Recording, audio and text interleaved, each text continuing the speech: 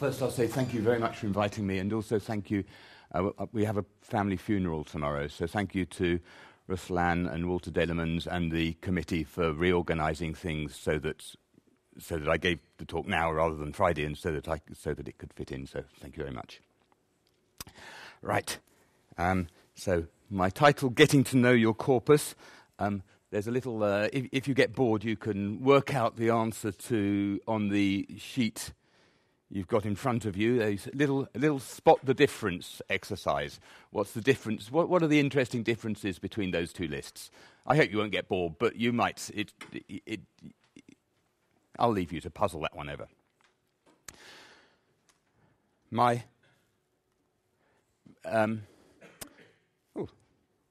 Bad science. My agenda here, there's a column in the Guardian in Britain every week by a journalist called Ben Goldwater, who talks about bad science.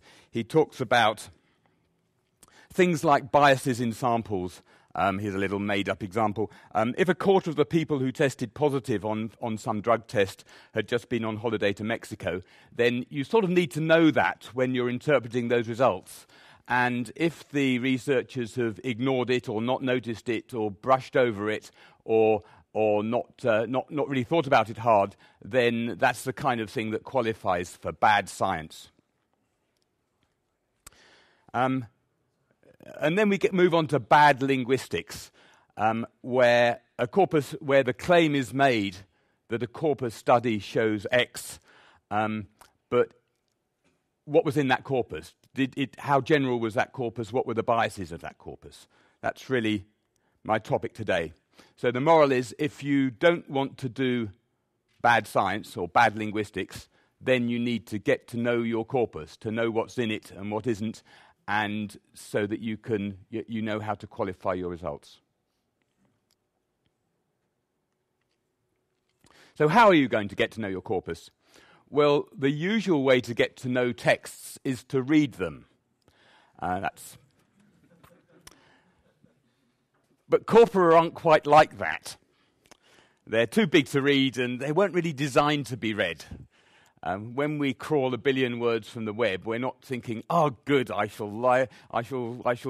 When I go to bed tonight, I'll read it." So that doesn't work. Here's a more promising method. Compare it with others. Compare your corpus with the other corpora. And a particular way to do that is and then the next question, how are you going to make that comparison? And let's look at the keyword lists of each corpus versus the other. So this first comparison I'll do is between two web-crawled corpora, one called UKWAC, developed by Adriano Ferraresi in the Bologna group, and the data's from about 1996, and the other N101012, the 2012 version, which is we just crawled earlier this year. So they're both web-crawled corpora. And here are the keywords of each versus the other. Just take a little look at that and see if you can spot anything.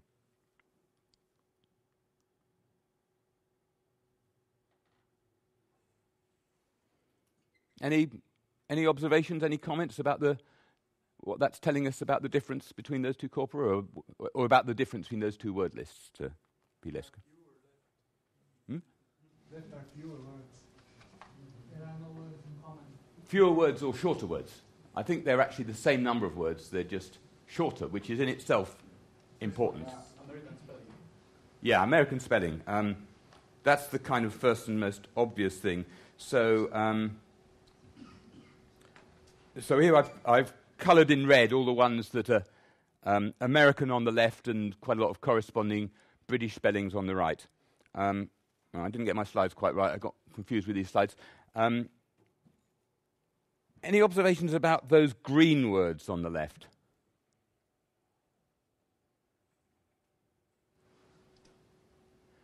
I spent quite a lot of time looking at these lists, and it's kind of all a matter of picking up what recurring patterns are. They're slightly odd words. I'm pretty sure there's been rather a lot of Bible. Evangelists kind of like the web, they've always been a leading. They've always been, in the technological lead for the dissemination of information, and they've found the web very helpful. And I rather imagine that words like evil and truth and all these archaic forms like thou and thy, they're there because there's lots of quotes from the Bible. That's Bible-type language.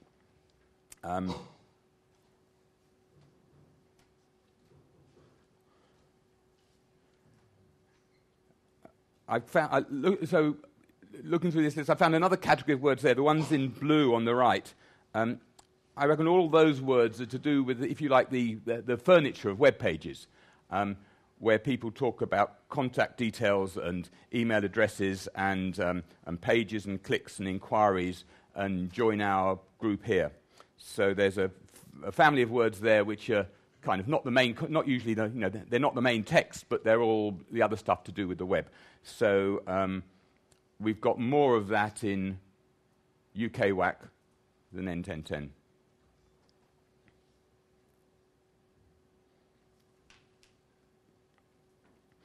And then we've got some purple words on the left there. Amendment, bill, blog, citizen, federal, foreign, law, liberal, nation, president, state. So that's around the theme. This data was collected near enough to the last. I'm not sure if this is the 2012 version or 2009 version because I made the slides a few months ago. The lists. This is relating to this is relating to the US election. So we've picked up a lot about the US election in N1010, which we didn't have in UK WAC. Oh, and there's also some ones in orange on the right. There we've got band, event, stage, tour, venue. So it seems like UK WAC we picked up quite a lot about gigs, about the music scene.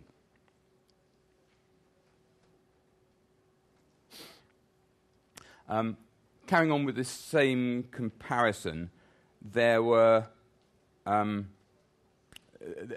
this batch of core verbs in the N1010 list: be, determine, do, guess, know, let, say, shall, suppose, tell, think. There are also all these pronouns: he, her, him, his, me, my, she. A leading authority in this whole world of trying to work out what different text types are is Doug Biber, and his work dating from 1989 and since, identifying that the kind of dominant dimension of variation in most collections of text across, in most sort of, if you look at language in the broad across lots of languages, time and time again you come across the dominant dimension of variation between what's interactional language or informal language and what's formal or informational language. His terms are interactional and informational. So that's very often the sort of, if you want to identify what sort of text you've got, that's always an important dimension to look at. Very often the most important one. So what this is telling us, pronouns and generally there's more pronouns and verbs in informal text and more nouns and adjectives in formal text. So the fact that we've got pronouns and verbs on the N1010 side is showing us that there's more informal text in N1010 than UK WAC.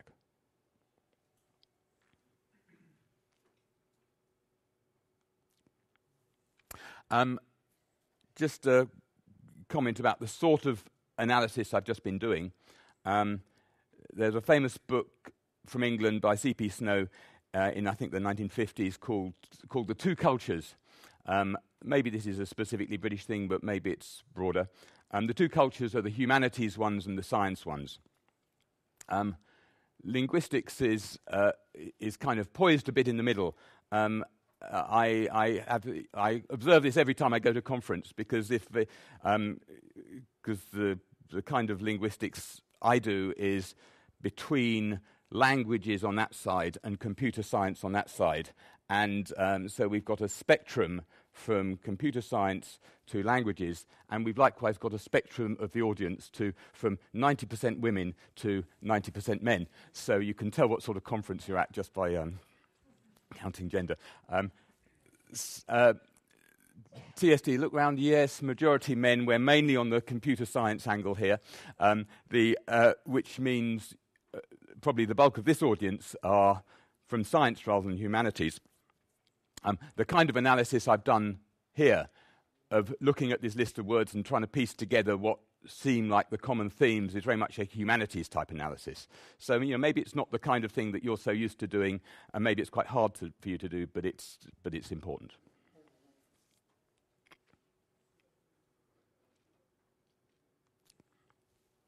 Because the judgments to be made here, they're not all or nothing judgments. We saw that there were lots of American English words and spellings on one side and British English ones on the other. That's not because there isn't any British English on the one side. It's all just there's a higher proportion of British English on the one side and a higher proportion of American English on the other side. So it's all about observing patterns, and the patterns aren't right or wrong. I put believe in the category with Bible, but I could have put it in the category with core verbs. And there's no right answer, because some of the examples of believe will have been where it's just a core verb, and some will have been in Bible text. Likewise, pretty is both an adjective and an adverb. The pretty girl is an adjectival use, and it's pretty hot in here is the adverbial use. I've been doing lots with corpora for lots of years, so my hunch is that the adverbial use will be far more common than the adjectival use, so it's more an informal adjective than it is more an informal adverb, an adverb which is kind of has a pretty informal flavour to it, rather than an adjective about people, people and things. So that's it's my knowledge of English which helps me, which and my experience of using corpora that lets me make that judgment. Which in that case I can confirm it by seeing according to the part of speech tagging how much adverb is how much pretty is an adverb and how much it's an adjective. And indeed it was mainly an adverb.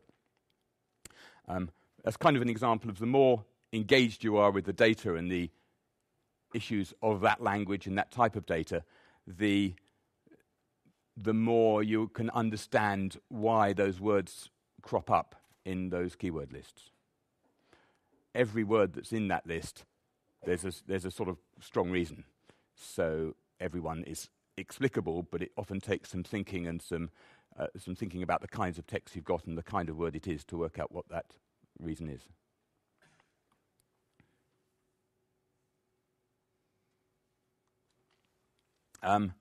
So what maths do I use to create those lists? Well, the basic intuition is when you're looking at keyword lists, to see if a word's a keyword for a text, it's a keyword if you can make some sort of statement like this word is twice as common here as there. The words which have the most extreme values, so if it's 20 times as common, then it's more of a keyword than one that's merely twice as common. There's a big literature on how we get keywords. I think lots of that literature is just wrong. So this is explaining and making the case about that.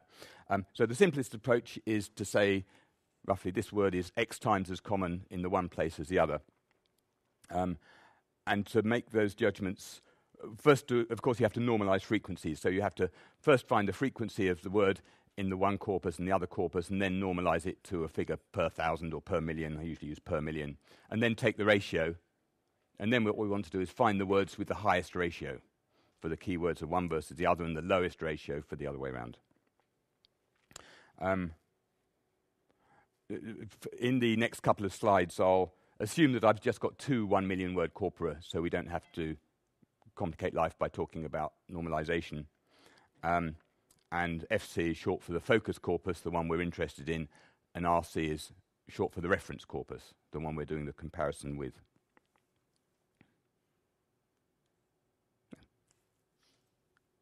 Press the wrong button. Good. So the simplest thing we do is simply take those ratios. There's one reason you can't do that, is you can't divide by 0. If you've got these 3 words here, Buggles, Stort, and Namikin, with frequency 10, 100, and 1,000 in the reference corpus, in the focus corpus, but none of them occur in the reference corpus, then you can't compute ratios, so you can't do the maths. There's a kind of standard solution to that problem, which is called add1. So in the bottom table, the frequencies are the same, except we've added 1 to all of them. And now we can take the ratio, and the ratios are 11 and 101 and 1,001. So we've sort of got the desired result that the 1,000 to 0 item has a higher, more extreme ratio than the 10 to 0 item. So the way we solve the simplest way to solve the divide by 0 problem is just add 1 to everything, and it's got a good mathematical pedigree and gets used in lots of places. But there's another problem too, which high ratios are more common and less interesting for rarer words. So consider spug and grod this time. So spug, so they've both got a ratio of 10 because spug occurs 10 times in the focus corpus and once in the reference corpus, whereas grod has also got a ratio of 10. It occurs 1,000 times in the focus corpus and 100 times in the reference corpus. Is the first one interesting? No, it's 10 isn't a vast number. There's all sorts of factors of random variation that mean someone talked about is a bit in one place and not much in the other. It's not telling us anything interesting. Whereas is the 100 versus 1,000 difference interesting? Well, yes, that means it's kind of a core solid word in the one text type and not specially common in the other. So what that's telling us is that the ratio is not enough. The frequency matters too, that the same ratio is more important if it's associated with higher frequencies. Another angle to this is that some researchers are interested in the high frequency stuff, which tend to be the grammar words, and others are interested in the low frequency stuff, which tends to be the lexical words. So it would be nice to say, well, there isn't actually a right answer to what the keywords are for a text. It depends what you're interested in, and to have some sort of slider that says, well, now I'm more interested in the, I'm more interested in the grammar words, so I'll put the slider up to give more weight to frequency, and I'm more interested in the lexical words, so I'll put it down lower.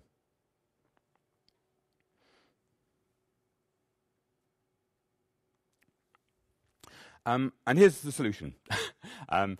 So I've introduced adding 1. If we don't add 1 but add a higher number, then we can get this slider effect. Now this one, early in the morning, you've had the music to brighten up your mental activity, and now we put it to the test by seeing how all this works. So we've got so this is three words in a hypothetical corpus. Obscurish, which is an obscurish word, middling, which is a middling frequency word, and common, which is a common word. So that's quite easy to remember.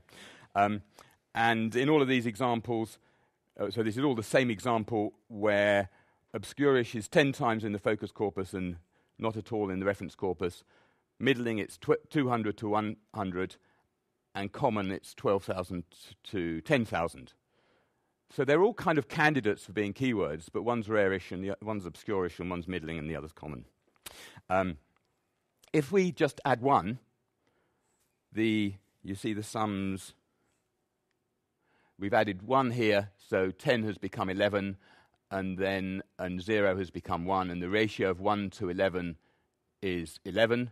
So, here we've added 1 to both of these numbers, 201 to 101, the ratio is 1.99, 12,001 to 10,001, the ratio is still 1.2.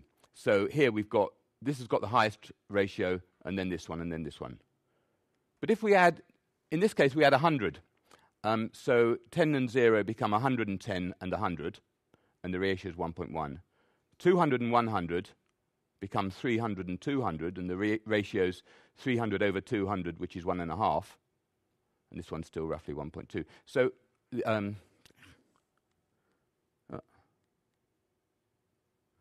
So we've cleverly swapped the order. Here, this one is top of the frequency, top of the keywords list. Here, this one is top of the keywords list. And then if we add 1,000 rather than 100, then we've swapped it again, and now the 1,000 that we're adding dwarfs this difference, so that gets the number very close to 1, and almost dwarfs that distance, so this is not much over 1, but it doesn't dwarf this difference, so this is the one that's now got the highest ratio. So in summary, with n equals 1, the order was first, second, third. With n equals 100, second, first, third, and n equals 1,000, third, second, first. So we've got the slider effect. The value of n is going to decide which of the keywords, which of the words which are notably more frequent in the focus corpus than the reference corpus, are the ones that are going to come to the top of the frequency list. Any questions or? Yes, you look like a very bright, alert audience who's got it all. That's great.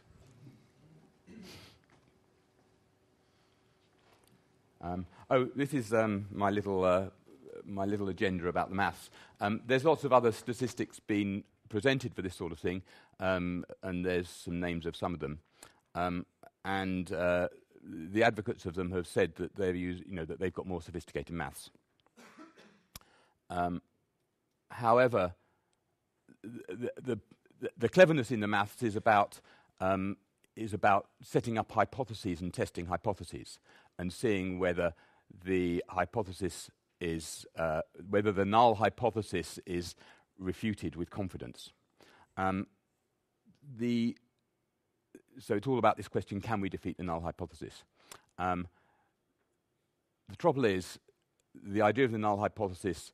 The trouble is, language data doesn't fit any of the conditions of where this sort of hypothesis testing fits, because there's nothing random about it. Whenever we use language in any way whatsoever, we're choosing words, and we're not choosing anything randomly. And so, in short, the language is not random, so you can always defeat the null hypothesis. So a null hypothesis is never true, and it's always clear that it's not true, so that the hypothesis testing mode of statistics like log likelihood is entirely irrelevant. So we shouldn't be confused by the apparent sophistication of those other statistics. We should just say we'll use something simple, and you might not have been convinced by that because it isn't the main topic today, but there's a whole article there that I wrote called "Language is Never, Ever, Ever Random."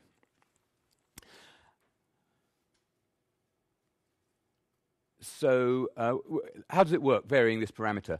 To show you how it works, I'll use the British Academic Written English corpus, completed in 2008 from in universities of Warwick and Coventry and Reading in the UK. It's a corpus of student essays. Divided, well, the critical thing here is divided into, according to academic subjects, to arts, humanities, social science, and life sciences and physical sciences. We'll look at the arts and humanities versus with the social sciences as a reference corpus. With n equals 10, so with this, using the method I've just shown, with n equals 10 and then with n equals 1,000. So these are the keywords you get for the arts and humanities corpus if n equals 10. Give you a moment to look at them. Anyone want to make any comments about them?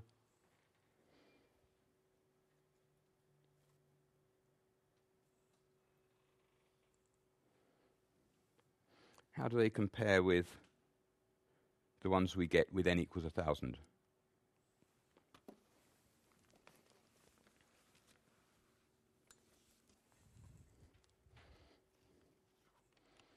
Any observations?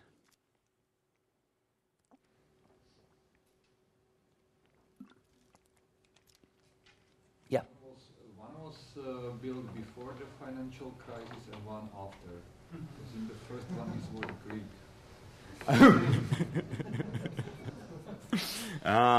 But when you see Greek in the context of narrator, tense, poetry, adjective, and Roman, I'm not so sure about that, but it's a nice idea.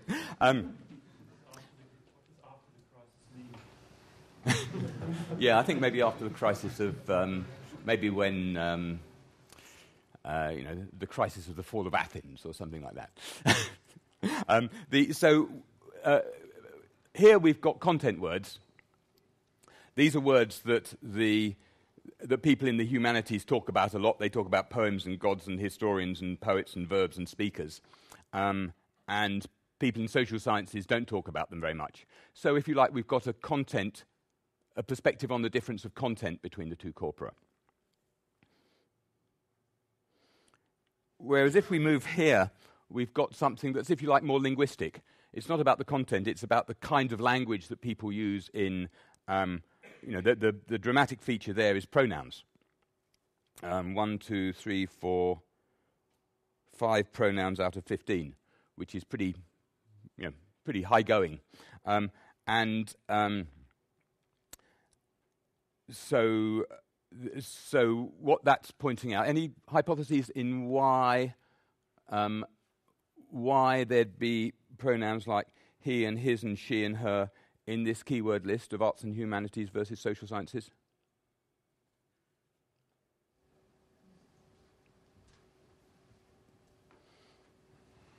Yeah. Linguistics and social sciences cite people, a lot. So, especially social sciences refer to people. They refer to people, but this is on the arts and humanities side. This is only the arts and humanities side. Yeah, this is the arts and humanities with the high parameter. So this isn't comparing one corpus. These two slides aren't comparing one corpus with another. They're both arts and humanities versus social science, but one with the low parameter and the other with the high parameter. So grammatical words get a bit. Yeah. What's going on here is that social science is committed to talking about what people do in all sorts of ways, but it's not. It doesn't talk about individuals. It doesn't give stories of individuals. So it's not saying Alexander the Great conquered Egypt, and then he went on to conquer. And then he went on to conquer India. It's talking about generalities all the time. So there's going to be lots of references to people, but it's not going to be individuals, which you then co-refer to with he and she and her and his. So it's kind of revealing, to my mind, this is quite a lot more interesting and revealing, not because it's not telling us the obvious stuff about. We talk about poetry in arts and humanities, and we don't in social sciences. It's telling more about we've got lots of narrative involving individuals in arts and humanities and not in social sciences. So it's getting a bit deeper about the different kinds of texts we've got in there.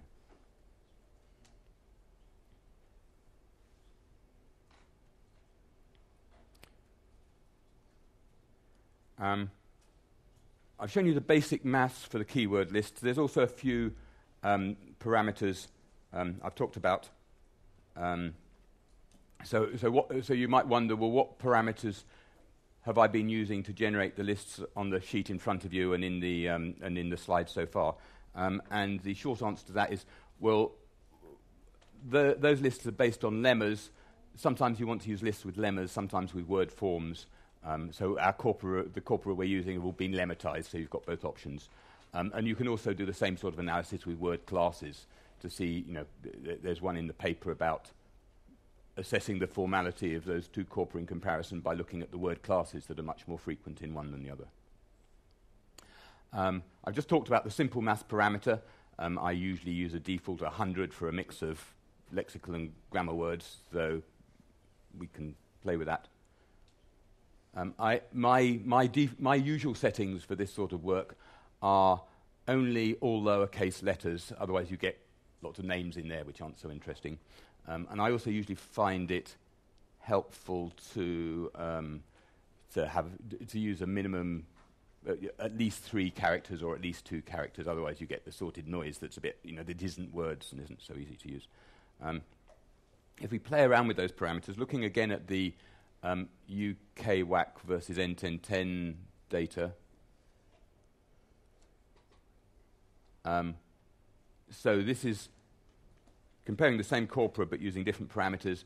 This is showing just the first 4 items from each list. If we set the simple maths parameter to 10, so we're giving more favour to lower frequency items and less, moving away from any grammatical words.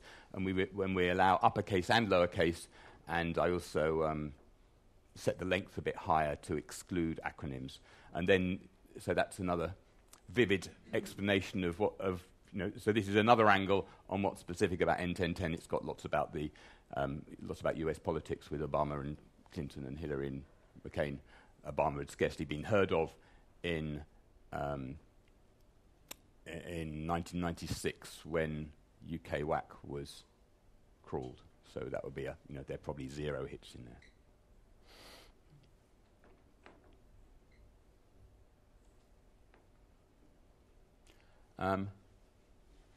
There are always these 2 interlocking questions. I've given you 2 kinds of examples so far. UK WAC versus N1010, where the question was, how do the corpora differ? And humanities essays versus social sciences essays, where the question was, how do the text types differ? So they're 2 different questions, but they're intimately related. So when asking how corpora differ, well, it's always important to,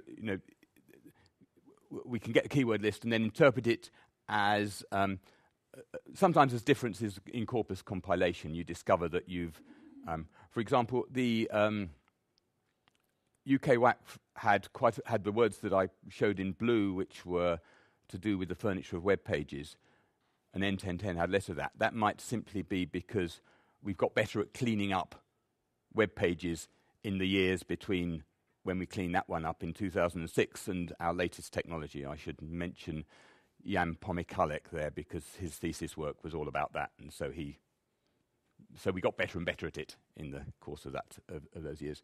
So corpus compilation procedures, it's an important part of knowing about your corpus that if there's any anomalies in what the corpus compilation procedures are, because they always end up producing various features that are otherwise mystifying. But when it's not corpus compilation procedures, then it's kind of we're going to interpret the difference between corpora's differences of proportions of text types. If we're looking at so that's the how do the 2 corpora differ angle. If we're looking as with the humanities social science cases about how if we already know that our corpora represent 2 different text types, then when we look at the keyword list, one of the things we need to be alert for is whether there are other differences between the corpora that we didn't guess to start with, and because we need to know about them if we're not going to fall into the bad science trap. My understanding of text types is that the only sort of coherent, the only way we're going to make any scientific progress on talking about different text types is by looking at large samples of them using corpora. So sociolinguists, people talking about variation will often say, well, this text type depends on the ways in which it was produced, but I'm interested in taking a data-driven approach there.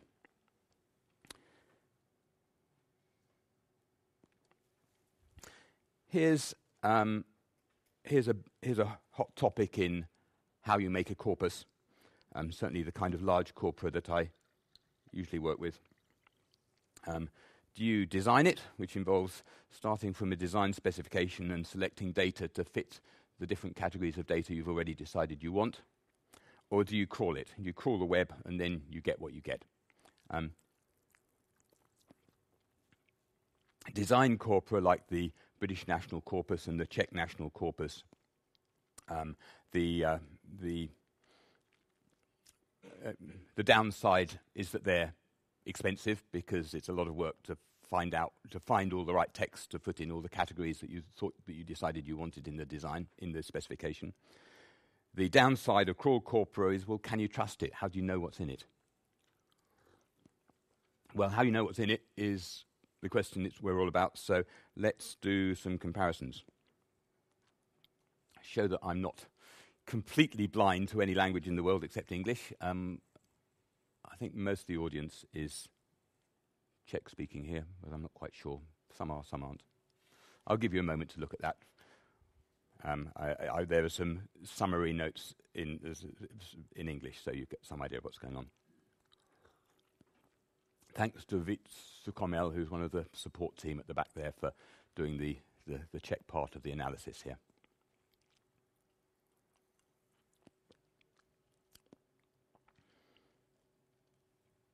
Oh, I should say that. Yes, this is comparing it's comparing a web called Corpus, we called CZ1010, with the Czech National Corpus, a version of it with lots of newspaper in fact.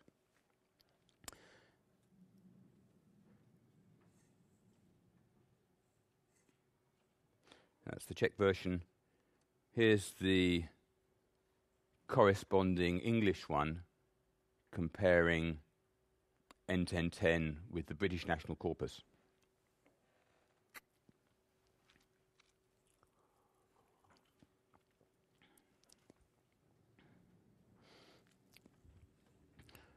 British National Corpus is quite old.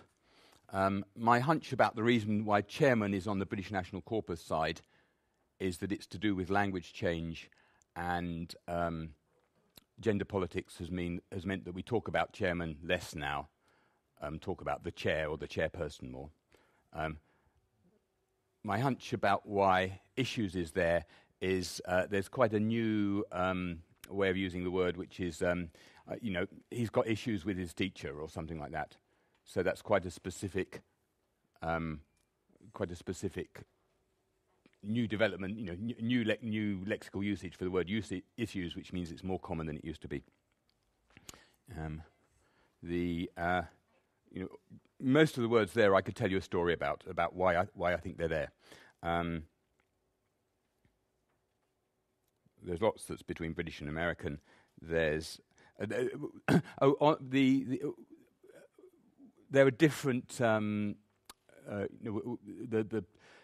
When the British National Corpus was created, 10% of it is speech, and there were specific rules given to the typists who transcribed the speech about how to do various, about how to transcribe various things. So words. So in this column here, these are always things to bear in mind and to check you know what you know what's going on. So they were told that if they heard the word cos, they should spell it COS, and goner gets a particular analysis, which is why that one's there. Also, because of that, this is an analysis based on word forms rather than lemmas, because there ended up being quite a few lemmatization differences. When you're looking at these keywords, if you've even only got a few words which are lemmatized differently, they shoot to the top of the keywords list because they got 0 hits in the other corpus because it was never lemmatized like that. So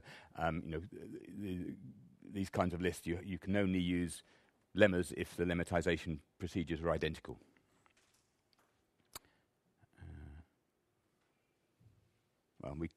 Any questions or observations or any queries about what's going on there at all? Yeah? What about particles? Why do you think there are more particles in B and C than... I was looking at that and thinking, particles, yeah, I don't really know for particles. That's the only one there where I can't give you a story. You found my weak spot. No, it's puzzling, and I'm sorry, can't answer that one. Isn't it because we make up phrasal verbs more now? There's a rise in phrasal verbs? It's on the wrong side for that. It's on the B and C side. It could be to do with. No, I really don't have any good ideas there. Every one of these is a research question. Maybe a research question for for a humanities-type linguist more than a research question for a computational linguist, but everyone is a research question. So I've got 5 minutes left, so I shall... there's lots more I could say about everything except the particles.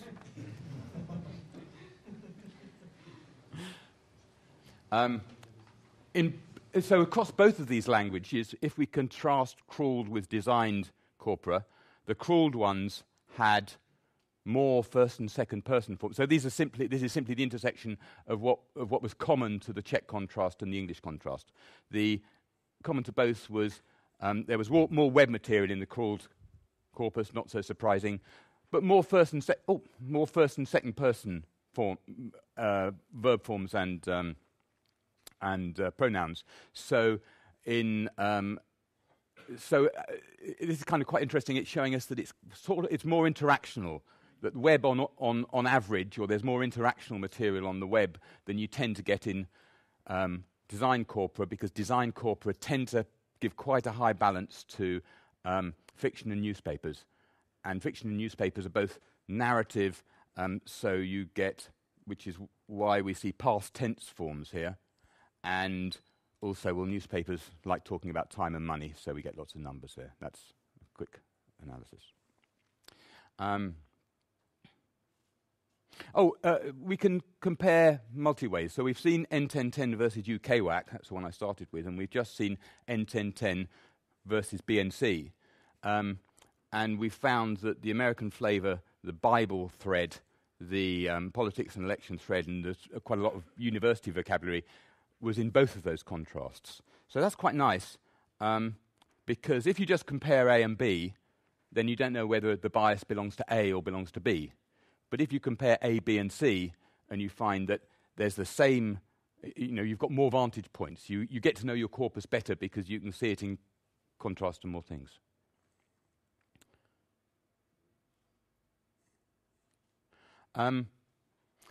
You might have looked at that, this one here, and said, well, that's a bit odd because N1010 and UK WAC, well, they're pretty like each other.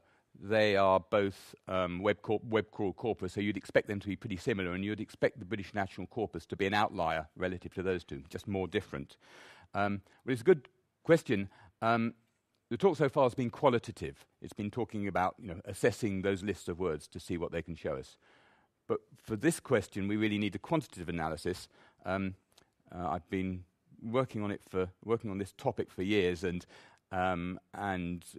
there's a paper I wrote over 10 years ago now.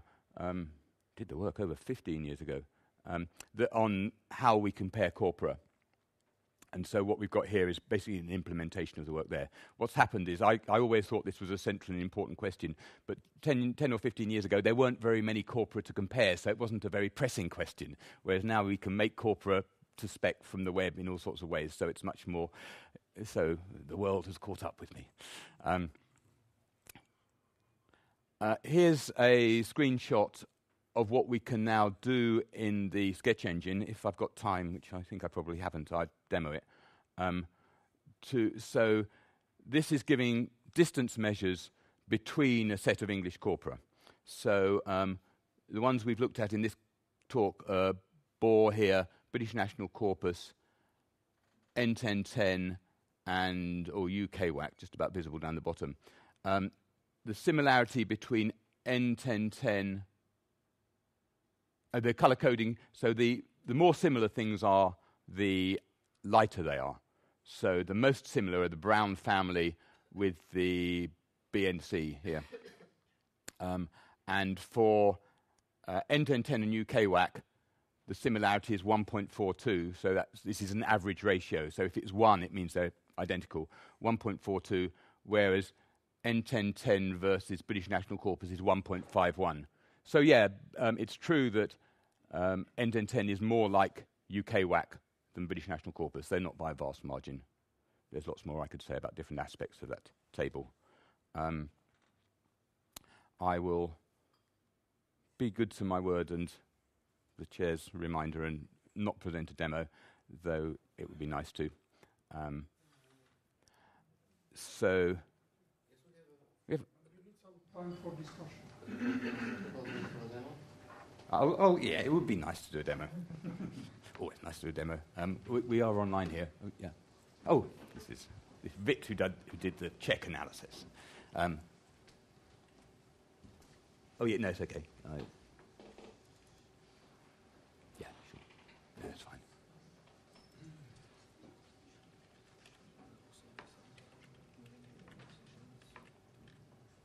Oh, I'll say here. Okay.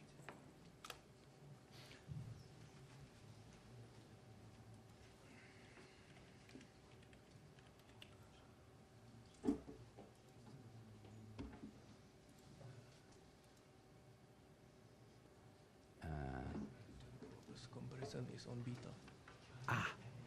Sorry, got to go to... So anyone who wants to explore this, firstly, Vit has just reminded me that this afternoon he'll be demoing this stuff, so there'll be more time to ask questions and see it working there.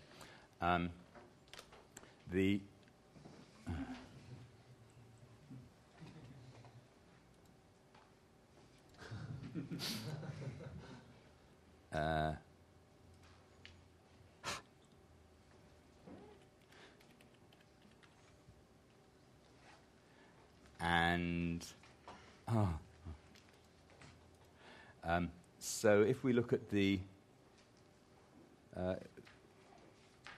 compare corpora, this button here, so this is on the beta version of the sketch engine, which has the same corpora and the same licensing as the main version, so you can get yourself an account by going to sketchengine.co.uk and then explore this, but you'll want to type in beta.sketchengine.co.uk.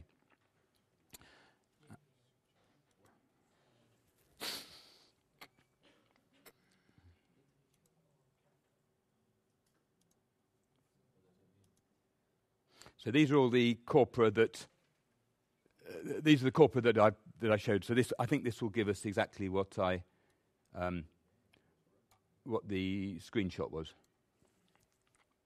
You can include your own corpora. So if you want to, a way we hope people will use it is they will build their own corpus, and then they'll be in a position to make the comparison between their corpus and this range of reference corpora.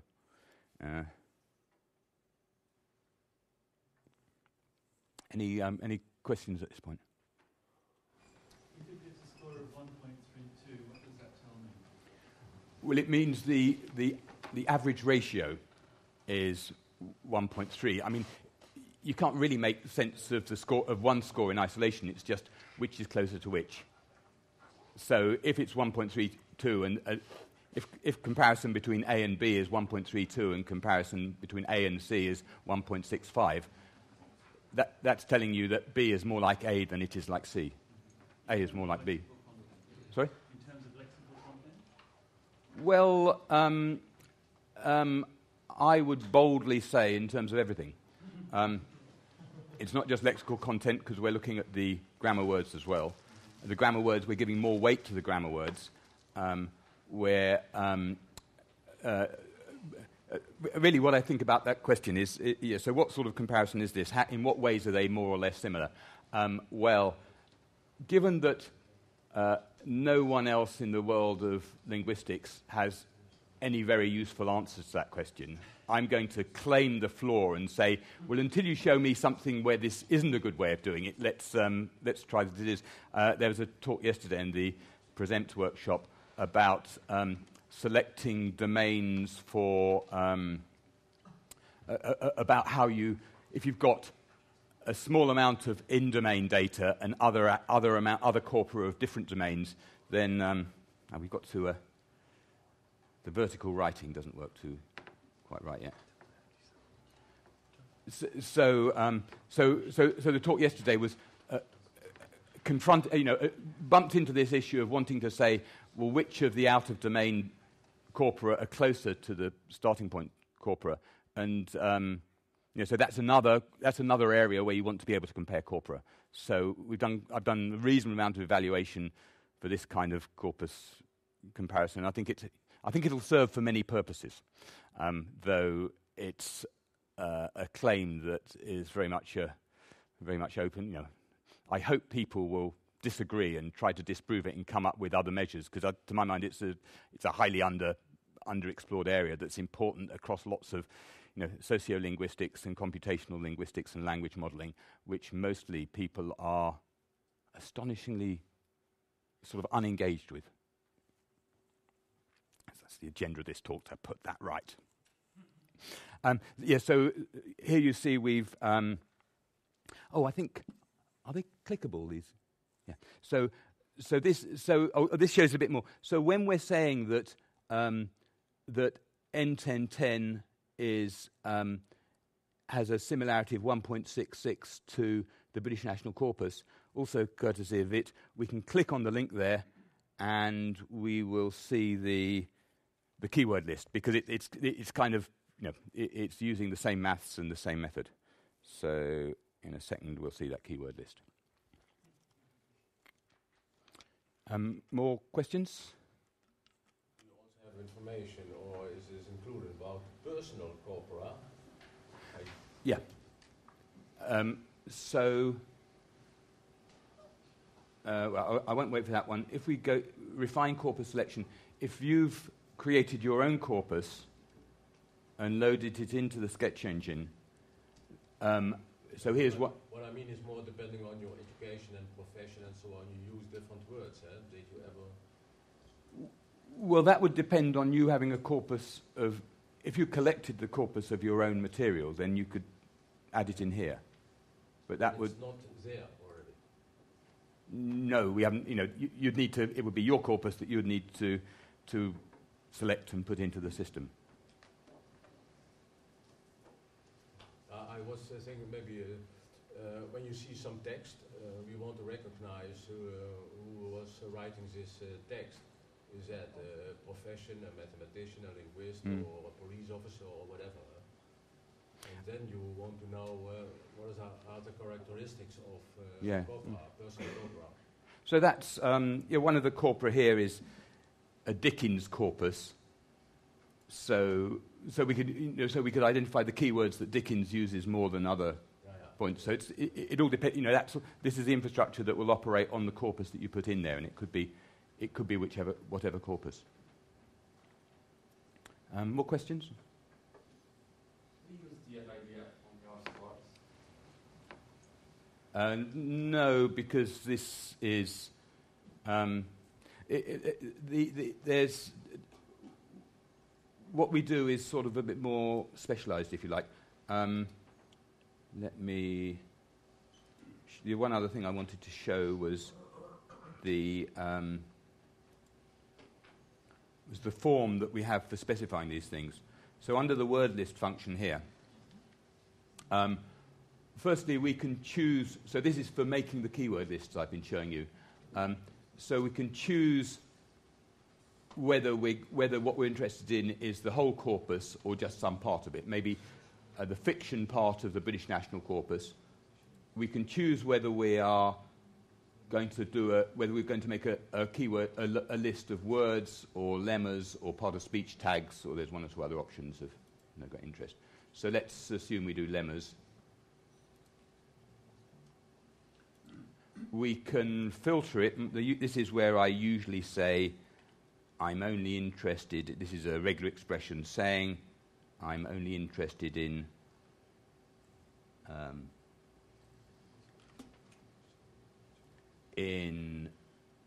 things that are entirely lowercase and have at least 3 characters in them. But that's and then there's a few other options. One of them here is we can do it by document counts as opposed to word counts. TF-IDF sort of makes some quite how sensible it is depends on assumptions about what a document is. When some documents are short and some are really long, then it's not very clear what TF-IDF is doing. So we've teased apart the 2 parts here. You can either do this on the basis of word counts, or you can do it on the basis of document counts. And sometimes the document counts will be more relevant, depending on, well, that's another topic. That's a topic to do with burstiness that isn't really my focus today. So it's related to, it's sort of quite, it's in the same ballpark, but I think this is maths better suited to this situation. So we have 5 more minutes. for questions. The discussion already started, but we must finish at 20 past 10, which means it's 5 minutes. Oh, lots of questions. Yeah. How much analysis do you perform in the sketch engine? And in particular, what kind of lemmatizers are you using? Well, it depends. For which language? It depends on which That's language. English. For each language, so for English we're using tree tagger. For each language we've hunted around and tried to find the best that we have access to, and so forth. And I was discussing this very topic with Tamas Faradi, sitting next to you last night, to work out how we're going to get the best ones for Hungarian and Croatian. So it's often a discussion. But you know, we're all in the same language technology world. It's quite often a discussion with people in this room or other people who are in the same area to try and work. You know, and very often it's kind of a collaboration. You know, for Slovak, the people who want to use the sketch engine in Slovak are also the people who've been developing that technology for Slovak. You were talking about trying to avoid bad science Yeah. by comparing the representations of the world. And I think that the question I came to my mind is that this is mainly focused to written texts, not spoken texts. I mean, well, it just depends what's in the corpus. So, yeah. And there was also, when we're talking about crawling the web, there is also opposition between public content, private content, and also public paid content, public unpaid, and in the private, disclosable, undisclosable. And what type of information do you collect when you're trying to crawl the web? Well, we won't be collecting anything private because we'll be paying heed to no robots' instructions. I'm not. I mean, there's lots of different ways and so forth that you can create corpora from the web with different emphases, or you know, this aims to be very general, with a focus on something that will be useful for linguistics research and lexicography. If we want to do something that's more focused on finding those different kinds of material on the web, then that's very valid, and I think the infrastructure here, the technology will be useful, but you need to think more specifically and closely about how you're going to do the crawling to get those different kinds of material in the first place. I've got two points to make. One, a minor one. I believe that you put your case against the null hypothesis a bit too strongly there, because as far as I remember, the null hypothesis is not about random distribution. So that the null hypothesis can be, when you compare to corpora, if you establish the distribution properties of one corpora, the null hypothesis could easily be that the other corpora is of the same distribution, and you beat that hypothesis. Is that the case? But when you say the same distribution, that means precisely that they are random samples from the same distribution. So it's always based on, the null hypothesis is always based on assumptions that the different things you're comparing. The null hypothesis is only true if they are random samples from the same distribution. So it is entirely connected to randomness in that way. Thank you. We have 1 more minute, so one last question, please. So fascinating, I have to put it a bit provocatively. Fascinating as these word sketches are, and the keyword lists, one is left with the question, what do we conclude from them about the context, the overall distribution of them in language? And when you did your individual improvised analysis, what I was missing there was the reference to genre, text type, domain, or whatever. So The point is that, after all, the very type of division of language use, by what sort of loose category? And I share your skepticism about language modeling in the linguistic sense, that linguistics have not arrived at any coherent notion of these text types. But still, you want to account for the variation that you find in the individual words. You want to look them up and account for them in terms of some larger context of language use. And that's what I miss in this approach. Let's just... I think the discussion will have to continue in the break. I'm sorry, because can I just... oh, no. Where's it gone? Right. Can I just say summary? So, to summarise, like the primary agenda is, which is a part of the answer to Thomas's question, is about bad science. This is about knowing what's in your corpus, so you quantitatively and qualitatively, so you don't make errors when you think something is germane to your hypothesis, whereas in fact it's an accident of something else that's in the corpus. So I'm not getting on to the big questions of what to the bigger and harder questions that you're referring to. It's more making sure you don't make errors on the way there. I think that's what I'd want to say to that. thank you very Okay, much. thank you very much. much.